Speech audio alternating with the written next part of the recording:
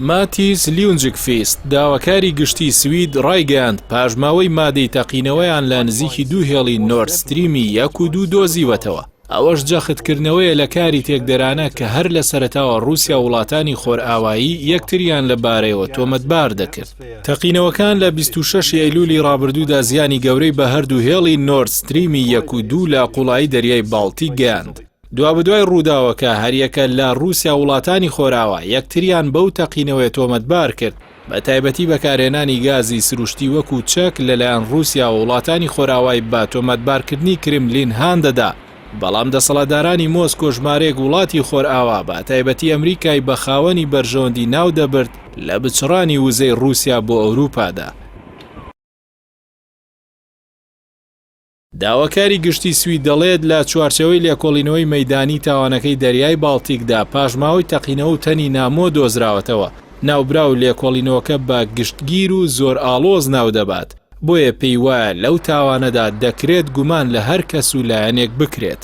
دەسەڵاتدارانی سوید و دانیمارک لێکۆڵینەوە لە 4 تەقینەوەی دوو هێڵی نۆرد ستریمی 1 و 2 دەکەن کە رووسیا و ئەڵمانیا لە قوڵایی دەریای باڵتیکەوە بەیەکەوە دەبەستنەوە.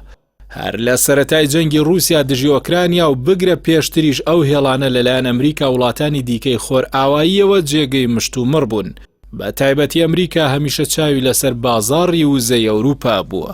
دانیمارک لە مانگی ڕابردوودا ڕایگەیاند هۆکاری ئەو ڕووداوە تەقینەوەی بەهێز بووە. زانایانی بوومەلەرزەی دانیمارک و سوید پێشتر لەرزینی ناوچەی دەوروبەری هێڵەکانیان ڕاگەیاند بوو، بەڵام ئاماژەکان وەکو ئاماژەی بوومەلەرزە نەبوون.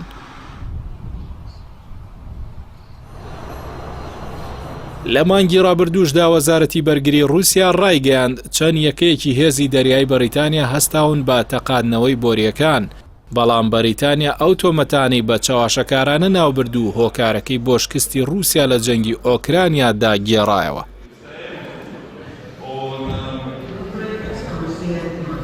هەر لە سەرەتاوە بڕوای چاودێران ئەوە بوو لەسەر ئەوەی رووسیا سەرچاوی وزەی گازی سروشتی ئەڵمانیا بوو.